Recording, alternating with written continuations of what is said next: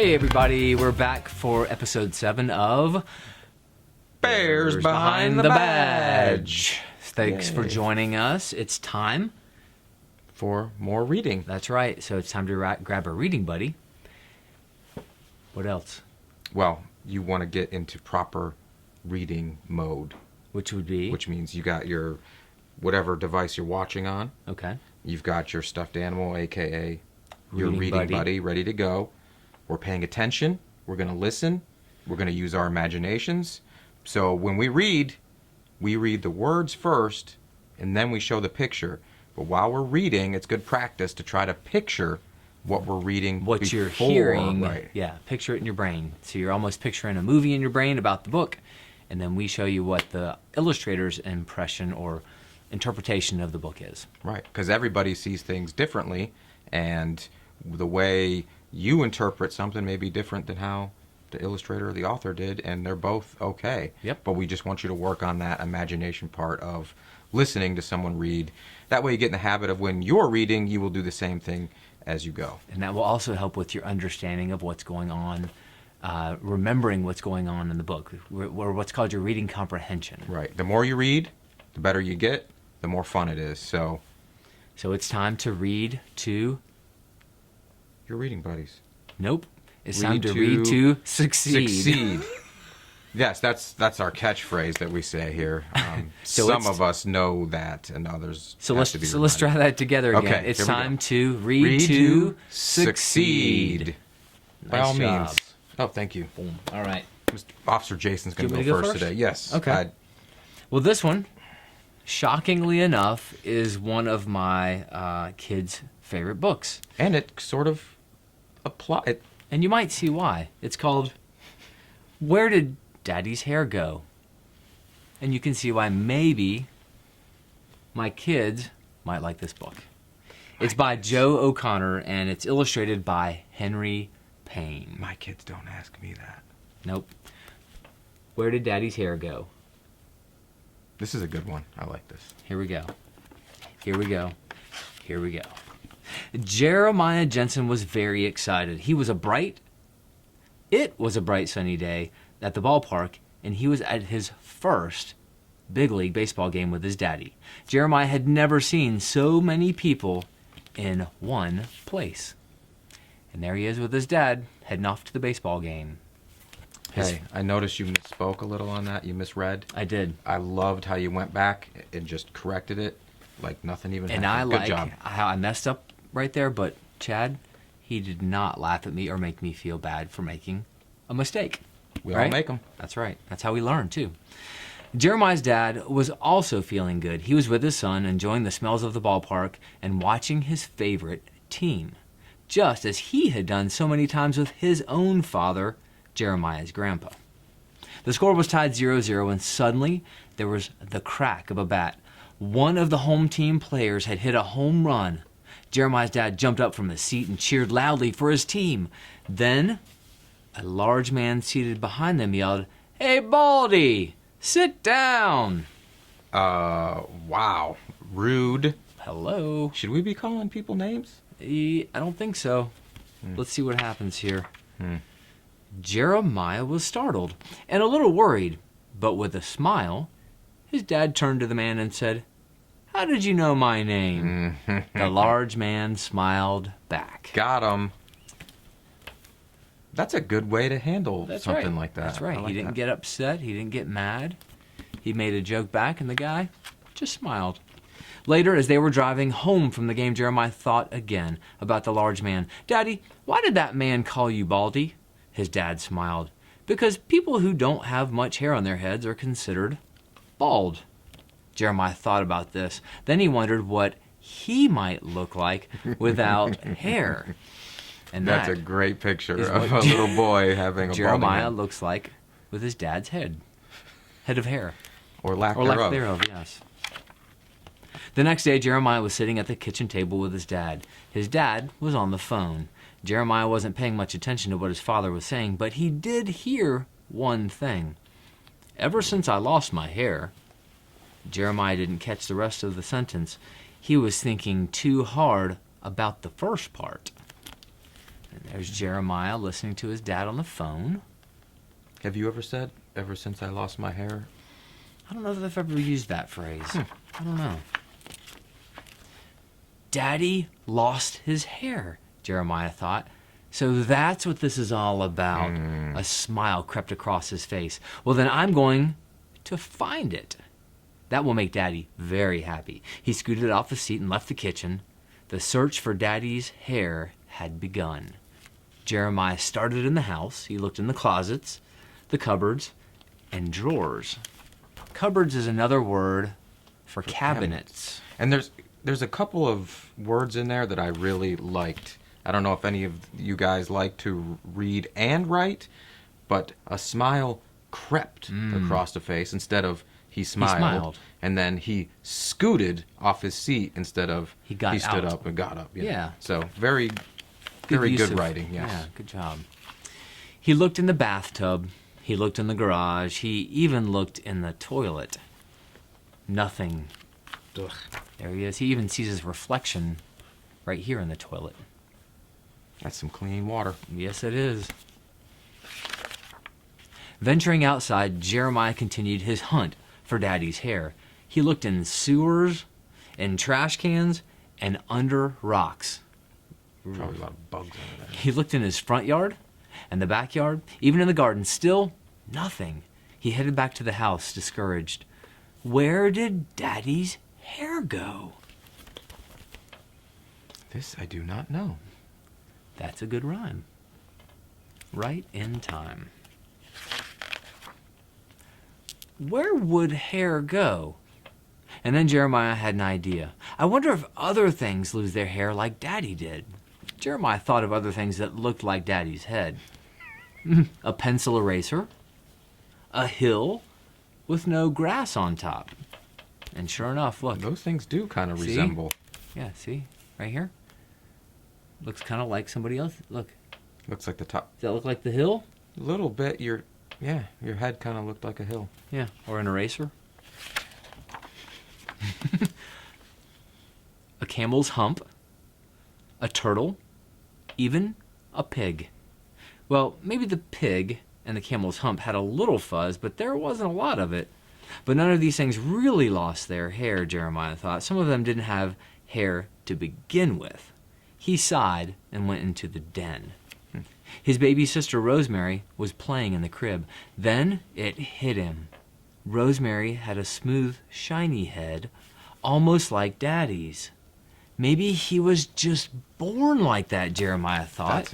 That's a good possibility. He's really being a good investigator here. I like it. He's almost like a detective. Like a detective, yeah.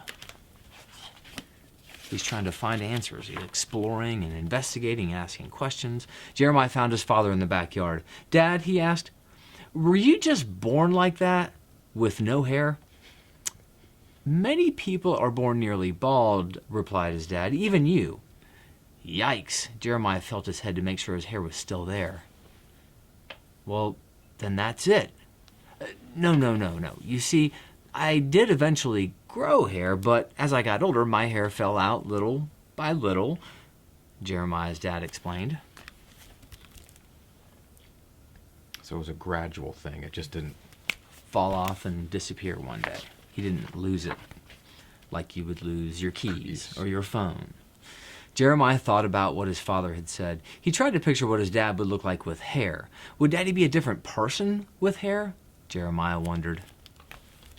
And there's some different looks. I bet the illustrator, had Mr. fun? Payne, had fun with those. I agree. Those are some good-looking dads. Mm-hmm. Did it hurt when your hair came out? Jeremiah asked. No. Did it bleed? No. Did you cry? No, said his dad. I was a little upset, but I realized having hair doesn't matter. It's who you are on the inside that really counts. And there's what Dad would have looked like if he was crying or he had to put Band-Aids on his head. Oh, it says ouch-aids. That's cool. cool. Instead of Band-Aids, it says Yes. ouch-aids. Good one. The next day, Jeremiah and his family went to the beach. Jeremiah looked around at the people. They were all different shapes and sizes and colors. Some were small, others tall, some skinny, some fat. So you had all kinds of different people. That's pretty cool, actually. Mm-hmm. It would be boring if we all looked the same. That would. There were even different kinds of bald heads. Some looked like donuts, others like horseshoes. Some were completely bald, like the man in the moon. There they are. All different kinds of bald heads. So even among the bald community, there's differences. There's different types. Jeremiah looked over at his dad. The sun was bouncing off his shiny head, kind of like the light does to me. Jeremiah smiled.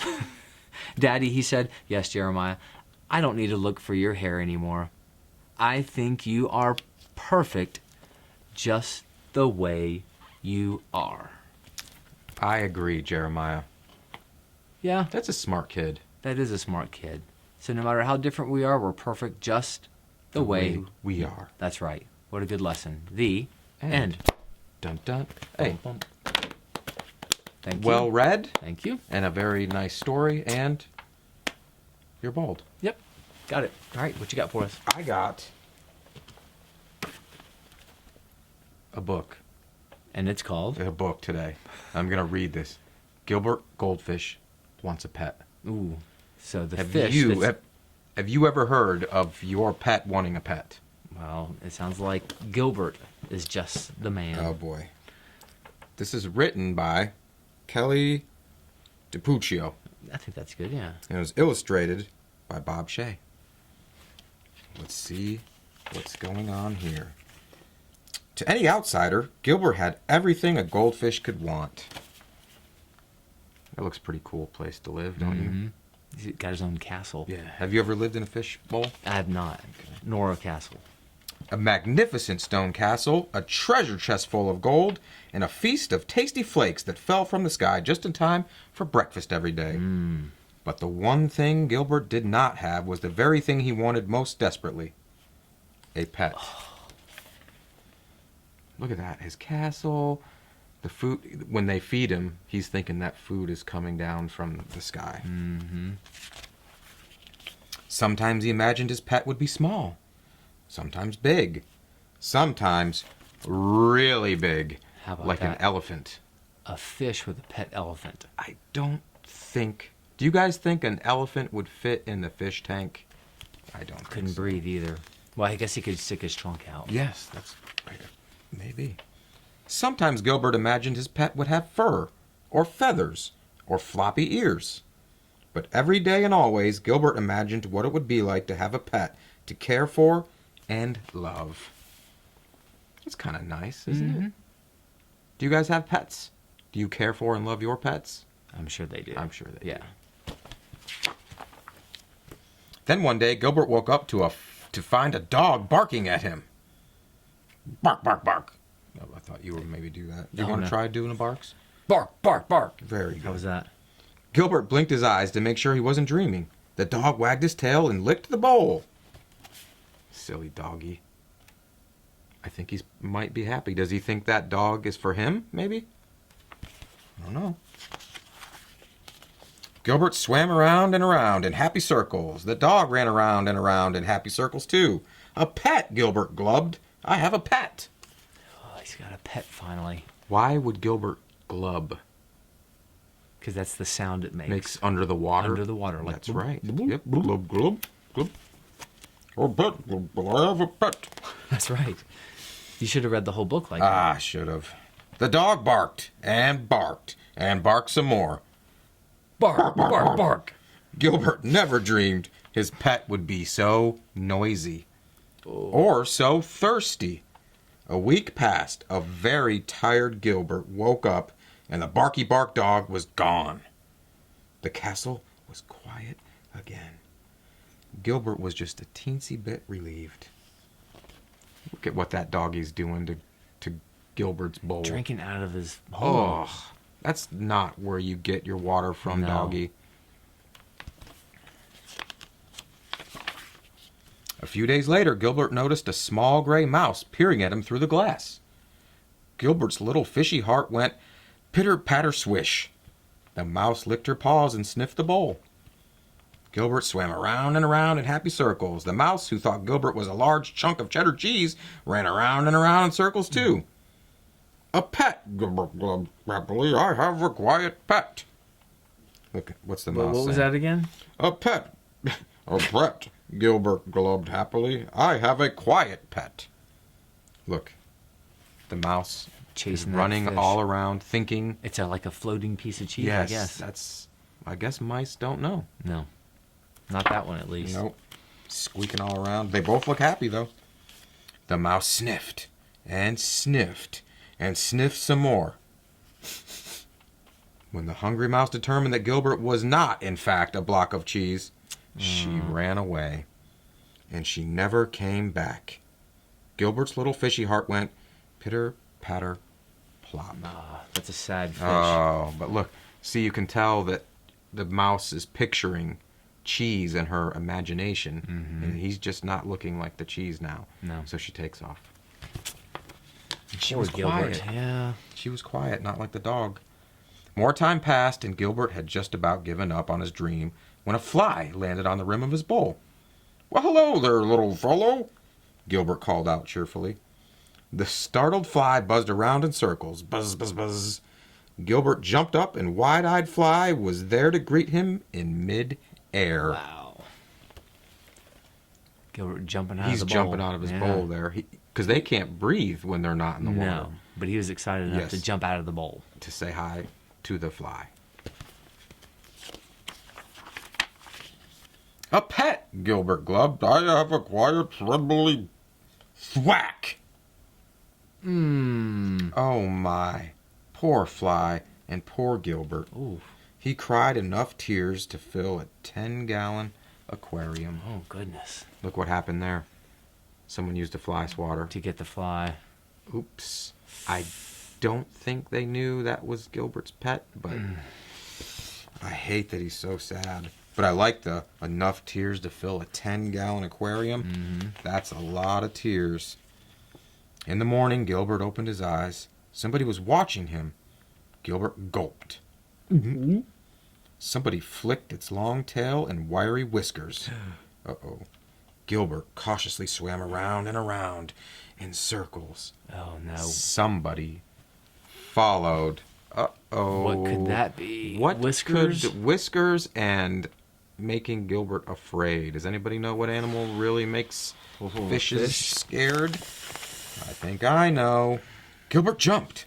Someone jumped too. Gilbert thought, eyeing the curious new creature before him. Not too loud, not too rude, and not too squished. A pet, Gilbert glubbed. I have the perfect pet. What is it? I like how he's thinking about it, though. You know, about how the previous pets and how this one is not like those. And he looks happy. Oh, boy. You look kind of hungry, Gilbert said. Would you like to join me for breakfast? The creature moved in closer and closer and closer, and then it took a big bite. Uh-oh. What does that shadow look like? Down there and over here. What animals that look like? I think we're going to find out. Of a delicious green flake. The pink ones are really good too, Gilbert said with a smile.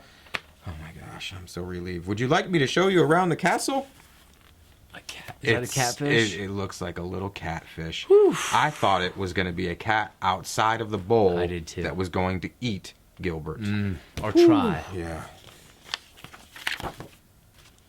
Now Gilbert really does have everything a goldfish could ever want, including a pet. Fluffy. Yay. Gilbert finally got a pet. He got huh? a pet. Look, that pet is a lot bigger than him. But he got a special bowl. It's okay. We can have pet horses as adults. Yes, They're that's bigger a lot than us. Bigger than us, so size, I guess, doesn't really Yeah, matter. there you go. The end. All right. So that's going to do it for us today. Now it's your turn to get your book and read out loud to your reading buddy for, we'd like to say your goal is 20 minutes. That's really not that much during the day. No, that's actually about as long as one of our episodes. Yes, or maybe even like a TV show without commercials. That's Just right.